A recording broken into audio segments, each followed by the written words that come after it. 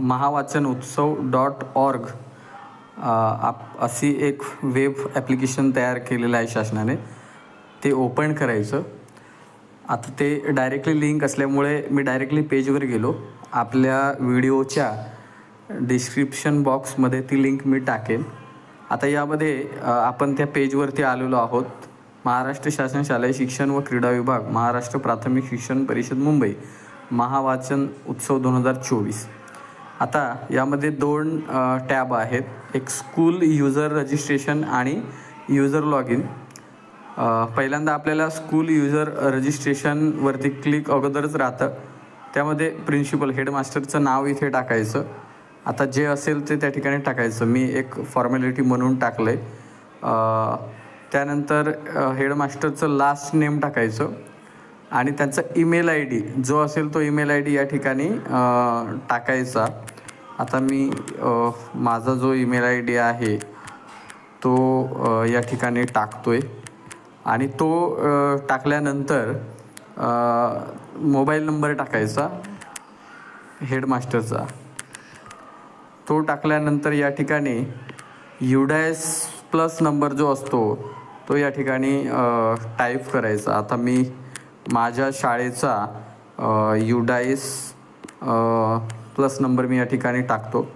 आता ते टाकल्यानंतर बाहेर क्लिक करायचं आणि बाहेर क्लिक केल्यानंतर त्या ठिकाणी आपल्या school name, district, block, management type ही सगळी इन्फॉर्मेशन त्या ठिकाणी ॲटोमॅटिकली त्या ठिकाणी येऊन जाते.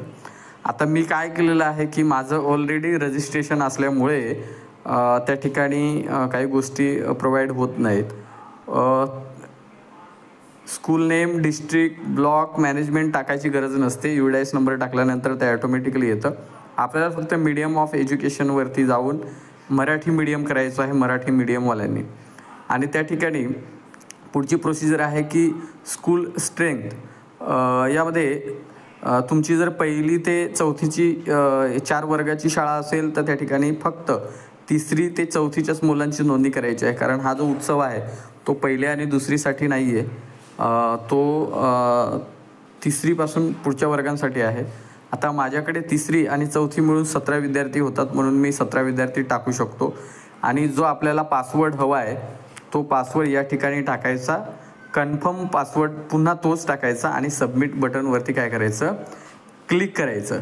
सबमिट बटनवरती क्लिक केल्यानंतर आता मी ही प्रोसिजर पूर्ण केलेली आहे त्यामुळं मी पुन्हा करत नाही, परंतु थोडक्यात माहिती आहे आणि कुठेही अडचणीची अशी काही माहिती नाही आहे.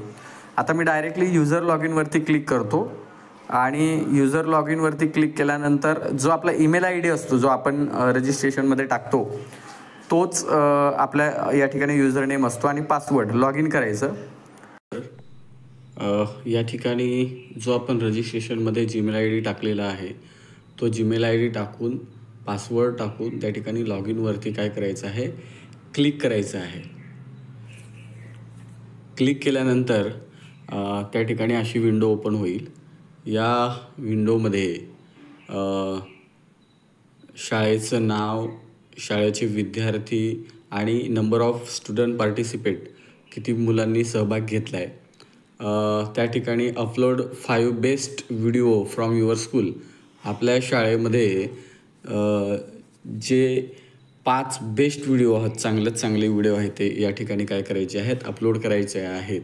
आता ते अपलोड करत असताना कशा पद्धतीने करायचं तर या ठिकाणी बघा क्रिएट न्यू सबमिशन याच्यावरती क्लिक करायचं आणि क्रिएट न्यू सबमिशनवरती क्लिक केल्यानंतर महावाचन एंट्री सबमिशन फॉर्म ओपन होतो. पहिल्यांदा त्या ठिकाणी काय करायचं, नाव टाकायचं विद्यार्थ्याचं, त्यानंतर त्याचं आडनाव टाकायचं सरनेम आणि त्याचा रोल नंबर टाकायचा आहे. आणि रोल नंबर टाकल्यानंतर त्याचा क्लास म्हणजे त्याची इयत्ता 3री 4थी काय असेल ती टाकायची. सेक्शन टाकायची, तुकडी, एज आणि लँग्वेज ऑफ सबमिशन मराठीचा होतं का इंग्लिशचं, तुमची लँग्वेज जी असेल ती त्या ठिकाणी टाकायची. माझी मराठी आहे म्हणून मी टाकली.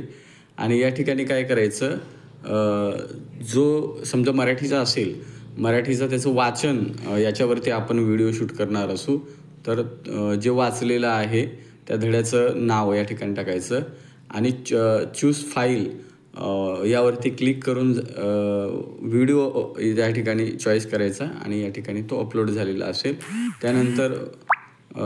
त्यानंतर मार्क्स अलॉटेडमध्ये त्याचा नंबर किती आलेला आहे, त्या ठिकाणी 1 असेल तर 1 द्यायचा आणि सबमिशनवरती काय करायचं आहे, क्लिक करायचं आहे. आता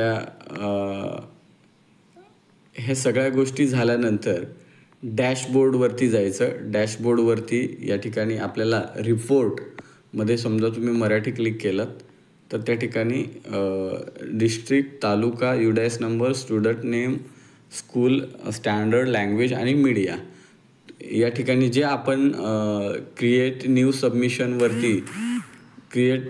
सबमिशनवरती जो फॉर्म आपण भरला तो या ठिकाणी आपल्याला रिपोर्टमध्ये बघायला मिळेल आणि त्याची आपण एक्सेलमध्ये शीटसुद्धा डाउनलोड करू शकतो. अशा पद्धतीचं महावाचन उत्सव 2024 रजिस्ट्रेशन झाल्यानंतर लॉग इन करून तो फॉर्म कसा भरायचा याची एकंदरीत थोडक्यात माहिती या ठिकाणी आपल्याला बघायला मिळालेली आहे.